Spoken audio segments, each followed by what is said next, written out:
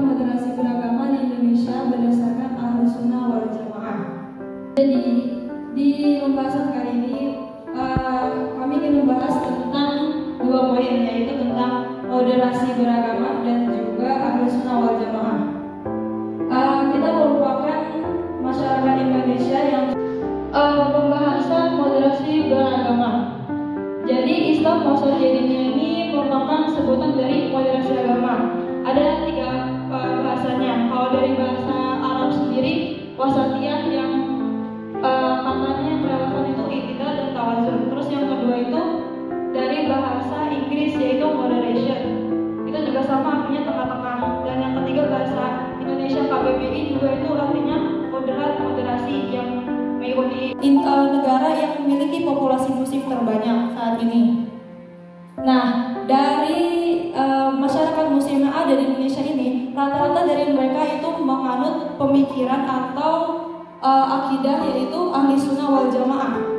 Ahlussunnah wal Jamaah yang memiliki pemikiran moderat. Karena kenapa memiliki rata-rata mereka menganut pemikiran tersebut? Karena mereka ini hidup di negara yang multikultural sudah pasti. Sayyidina Ali pun akhirnya dibunuh oleh siapa? Oleh kaum yang masih muslim, yang masih Islam. Yang membunuh Sayyidina Ali itu orang Islam, Al-Quran, rajin sholat, rajin zakat, rajin ngaji, tapi tidak memiliki ini pandangan yang benar. Makanya waktu itu ketika Sayyidina Ali sedang sholat subuh, sedang sujud, dibunuhnya ketika waktu sholat. Yang bunuhnya hafal Quran, Abdullah bin Mulzam. Nah, karena disitulah terjadi perbedaan pendapat. Nah, makanya disitu sudah mulai ya, kaum muslimin itu berpecah belah. Tapi di situ belum ada istilah Ahlussunnah wal Jamaah. Baru ada istilah pengikut Sayyidina Ali dan pengikut mayoritas muslim. Belum ada nama Ahlussunnah wal Jamaah. Terus berganti tahun, berganti kepemimpinan sampai Daulah Abbasiyah dan Muawiyah dulu ya. Muawiyah, terus Abbasiyah. Nah, di situ baru mulai timbul, karena ketika Daulah Abbasiyah itu banyak sekali pemikiran yang muncul ya. Di situ ada muncul tadi Mu'tazilah ya, sudah disebutkan di situ. Mu'tazilah, ada Qadariyah di situ muncul, ada Jabariyah, ya, Syiah tetap ada Syiah. Nah, makanya ketika itu mayoritas umat Islam, ulamanya ya, ulama-ulama yang memimpin mayoritas umat Islam ini merasa perlu untuk melahirkan atau menggagas suatu ajaran untuk membentengi itu, agar tidak tercampur dengan akidah-akidah yang lain. Maka di situ lahirlah Ahlussunnah wal Jamaah yang dipelopori tadi oleh siapa? Abdul Hasan Al-Asy'ari dan Abu Musa. Ya, itu dia.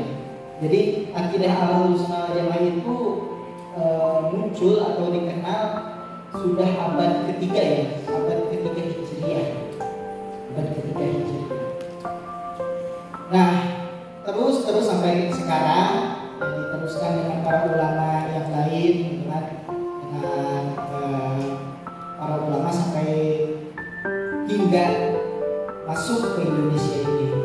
Dan alhamdulillah mayoritas umat muslim di Indonesia ini menganut Ahlussunnah wal Jamaah. Tapi tidak semuanya. Di Indonesia ini tidak semua Ahlussunnah wal Jamaah. Masih ada tadi golongan yang tadi itu masih ada. Syiah juga ada di Indonesia.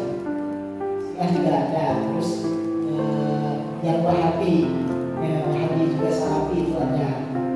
Kalau Wahabi itu dari mana? Dari pemikiran Ibnu Taimiyah. Ya, yang menganut Mu'tazilah juga sebenarnya pemikiran aliran Mu'tazilah, terus digagas oleh Ibnu Taimiyah, lalu sekarang disebut dengan Wahabi. Kalau mereka ada juga yang menamakan diri sebagai Salafi. Nama lain dari mereka itu Salafi, karena mereka mengaku bahwa mereka tuh mengikuti salafus soleh. Jadi di Indonesia ini banyak sekali ya. Ketika pada zaman Rasulullah itu satu tidak bermazhab-mazhab, ya. Tidak ada mazhab Syafi'i, tidak ada mazhab kembali Hanafi, karena memang beliau-beliau juga belum lahir kan. Jadi satu ajarannya satu, akidahnya satu, lalu cara ibadahnya satu, tasawufnya satu, pokoknya satu ajaran. Ketika zaman Rasulullah, ketika ada perbedaan itu awal mula ada perbedaan di dalam tubuh kaum muslimin itu ketika Rasulullah wafat. Nah di situ mulai ada perbedaan. Ya, karena ketika Rasulullah wafat itu di situ para sahabat berbeda pendapat tentang siapa yang layak untuk memimpin kaum muslimin ini. Nah di situ berbeda pendapat.